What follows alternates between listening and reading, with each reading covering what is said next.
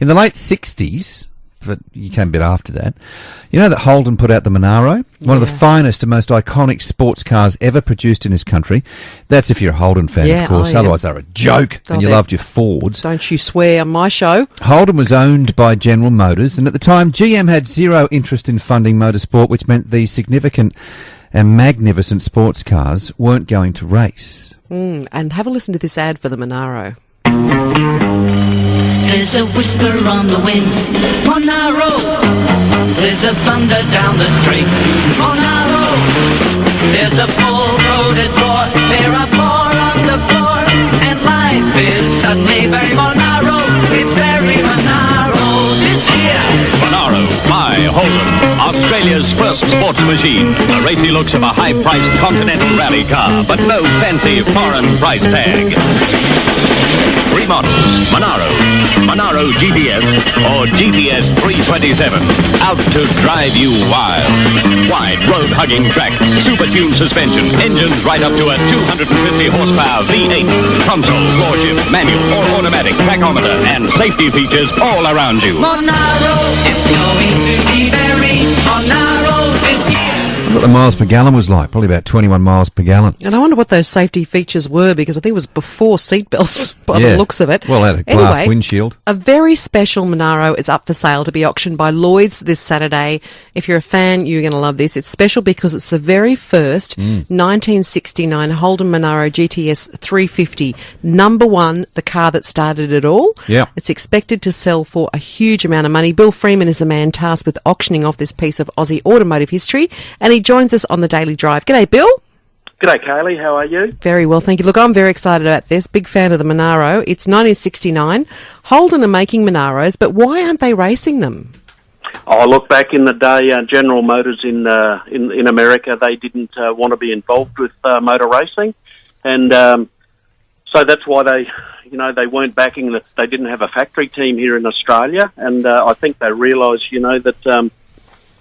Up until, this time, Holden was always the underdog, the Ford in racing, and I think the local dealers got together with some of the executives at GMH and said, look, if we want to get sales up, we need to do something, and I think hence that was the reason why they formed the Holden dealer team and not actually a factory General Motors team. So how far away were the HDT cars, the ones tweaked for racing, from the factory models? Look, back in the day, it was actually called production car racing, Nick, and, the slogans were, if you won on Sunday, you sell on Monday. So it was very important to, the manufacturers that, they won the racing because of the sales that it brought them basically from the next day. So Peter Brock was a member of the team, and he would go on to own the Holden dealer team. Yeah, look, absolutely. Now, the car in question that we're selling, it was the very first car that was prepared by the Holden dealer team and the famous Harry Firth. Now, if you remember, and the older listeners certainly will, Kaylee, Harry Firth came over from Ford. Ford had dominated racing, and the Holden dealers got together and said, look, we need to do something. We need to win so we can promote these cars and get sales. So, look, Peter Brock wasn't the number one driver in those days. So, in his first race with Holden dealer team in 1969, he actually finished third in a Monaro similar to this with Des West. But it certainly launched, HDT is where it all started for not only Holden's racing success, but for Peter Brock as well.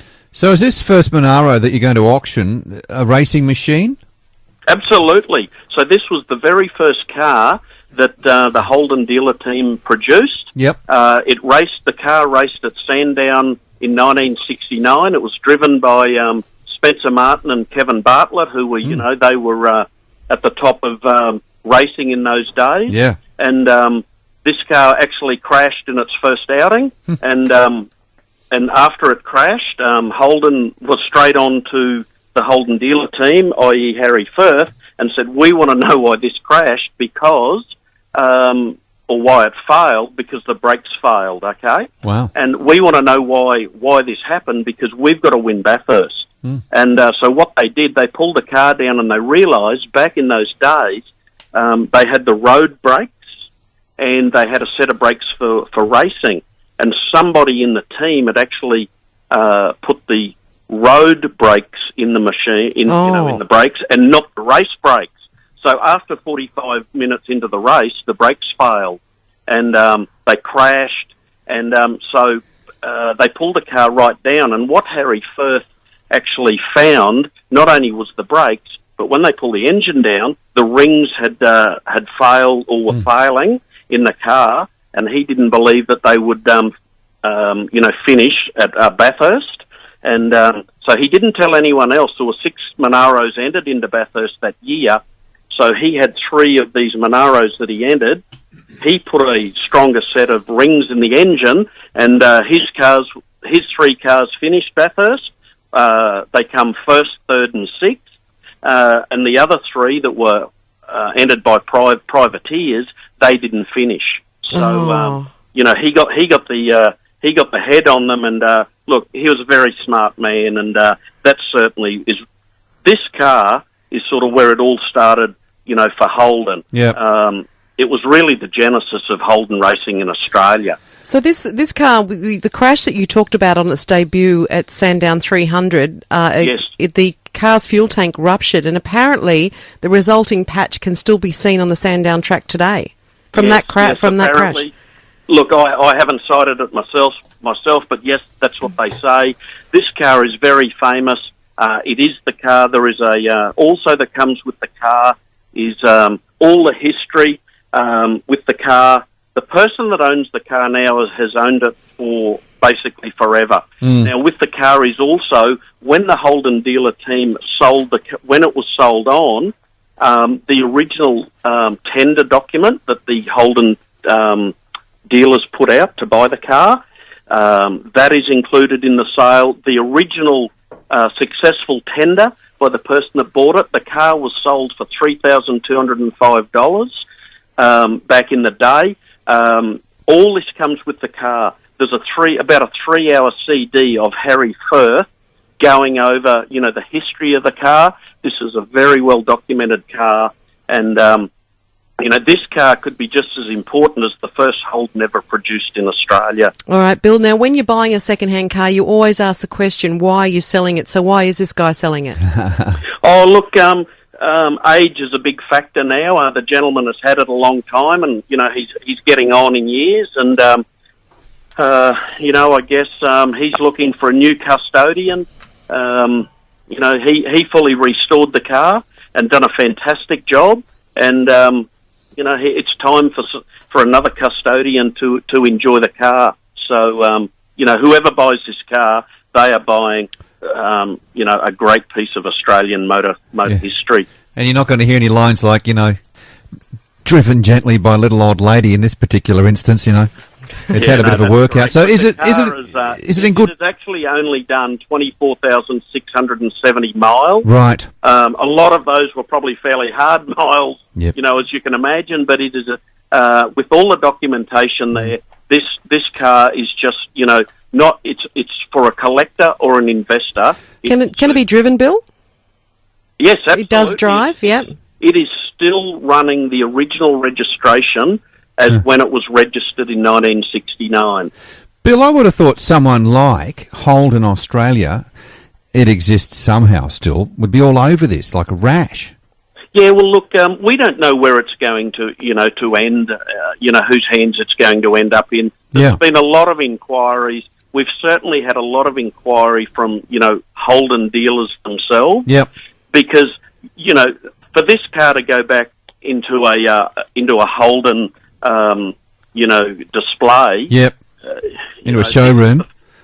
Into a showroom. Yes. Sorry. Yes. This is, as I said, the piece of this car started Holden racing in Australia. Their success. She's the piece de resistance. If you look through the 60s through to the 70s and the 80s, this car was then, they went on to the XU1 Verana, the A9X, through to the Commodores. Yep. They had 20 years of dominance in racing in Australia, and this is the car that started it all. What's she worth, Bill? What's it worth? Look, currently you can pre-bid, and the current bid is sitting at $336,000. Yeah, I can top that. Look, what's it worth? Look, people are talking a number around $1 million. Whoa. In the end, I prefer to listen to the person on Saturday that's got their hand up last in the air. That'll determine what the car's worth. Yeah. Look, who knows? It's a very special car. As I said, highly collectible. It's a great investment, or it should represent, it's a great collector's car as well. Who knows? I don't think $1 million is unachievable at all. Hey, Bill, just before you go, I'm just curious now. Sadly, we don't make Fords and Holdens here anymore, right? Yes. So what significance does Bathurst have now? Well, look, but it's not only Bathurst. This is the history of racing in Australia. So as I said earlier, up until this car, Holden was the underdog. Fords, they had the GT Falcon that came out, and they basically won everything. And this is the car that started Holden's domination for a 20-year period. And a lot of your listeners, Nick, they relate to that. And, it is very significant in the fact that it is the first car. And, with all the history there, the letter, the tender document, etc., to say that, we offer you $3,205. Everything is with this car. Yeah. It is just, it's a piece of history that is just, it's near invaluable. Good on you, Bill. Thank you so much for sharing it with us.